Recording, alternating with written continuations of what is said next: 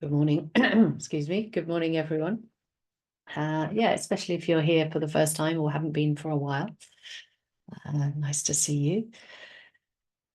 So yeah, I just the format as usual.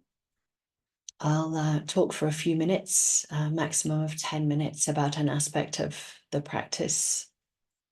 And then we'll sit and I'll lead into the first part of the meditation. It's usually about half. Today it may be a bit less. I'm a bit croaky.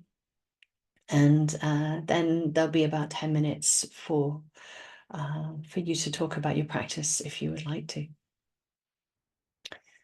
So what I wanted to talk about today was,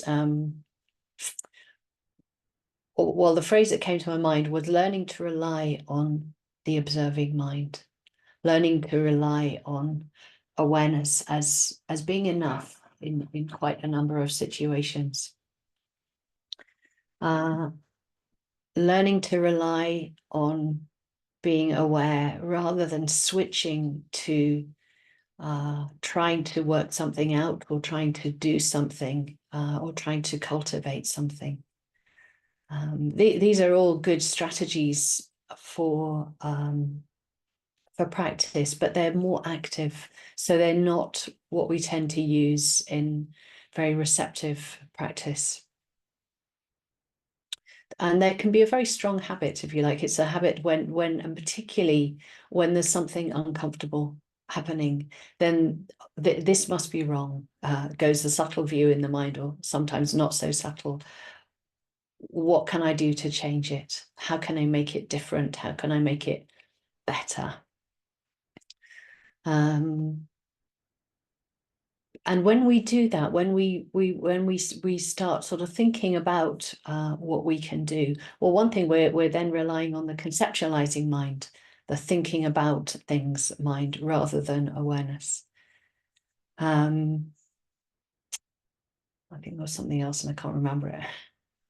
But there's that very strong habit of relying on the conceptualizing mind, and awareness doesn't become as strong, as developed or continuous. So when we stop relying on awareness, it weakens it.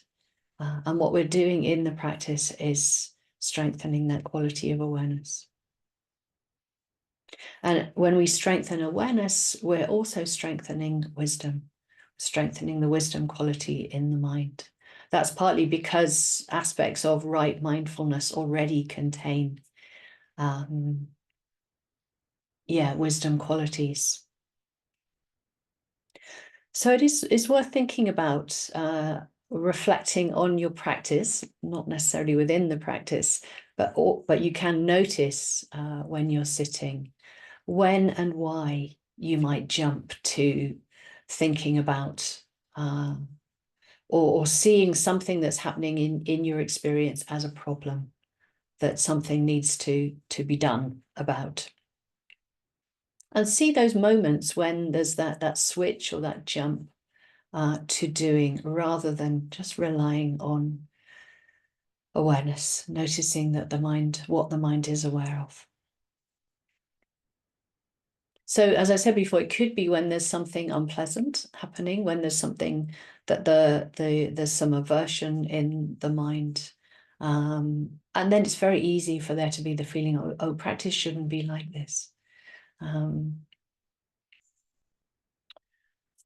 Yeah, that can be the view in the mind, and the feeling of it is unpleasant. So then there's a natural move, rather than being aware of that unpleasant feeling, to try and make it go away. But it can be when perhaps there's the mind is quite dispersed, and we can talk about that as being distracted. And that word in itself is often a trigger to want to try and change something, to think about perhaps what to do, how to make the mind less distracted. But actually, with awareness, we're simply trying to notice what that mind is like, what the dispersed or distracted mind feels like. So we have a sort of meta view, this broader view on what's happening. And that's one of the strengths of awareness. Rather than needing experience to be different or trying to make it different. And maybe one last time when we can, in my experience anyway, you may notice different things in your experience. But when the mind becomes overly focused on something, it focuses down rather than having this breadth and openness to it. And then that compulsive quality, we can notice that and start to think about that, or start to think, oh, it needs to be different. Or a feeling that it's important. Oh, we focus down on this. This is really important. And then the mind starts getting a bit invested in it. And then the tendency to think comes about again. So it's not just when the focus is unpleasant, but also when it's pleasant at times. So relying on the observing mind means just noticing what's happening in awareness. It is so simple, and some of you have heard me say it so many times. You must be fed up of hearing the same words, but it's very, the mind is very elusive, it's very tricky to remember that that's all that's needed. Sometimes I think the what can switch us onto the conceptual mind is that that's not enough. It's not enough to simply just know what's happening. And so it's gaining confidence or gaining trust that for a lot of things, it is enough. And the more that we rely on it being enough, the more it becomes enough, if you see what I mean. Even that feeling or thought or view that, oh, it's not enough, can be known. It can be known as a thought and a feeling happening. And it's worth noticing how easily convinced we are by the thought that we need to do something. We need to make something else happen, or make something be different or go away. It's like the mind has a bit of a soft touch in this way. It's it's like almost like its fingers are snapped, and the thinking mind just follows. It just very immediately goes with its habits, strong habits to follow our thoughts. And the training in this practice is to learn to follow awareness, to let awareness lead, really. It's a different type of habit. So see if you can notice those moments, perhaps when you switch, or the mind switches from awareness, from clear knowing to thinking about. So we can do it both ways. We can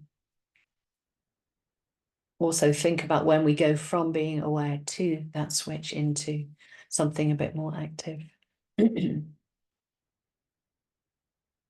What you might notice there is the intention to act. So quite a subtle awareness. I think, awareness can be led into quite subtle mind states, and particularly as it gains in strength. So noticing that impulse or that desire to follow a thought or follow a different course of action, and actually settle back, relax. Simply notice what's happening.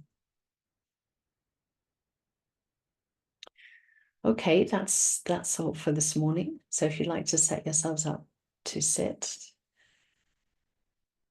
I'm going to record the meditation again this morning. It's about a month since I did last, and following up on a promise to someone.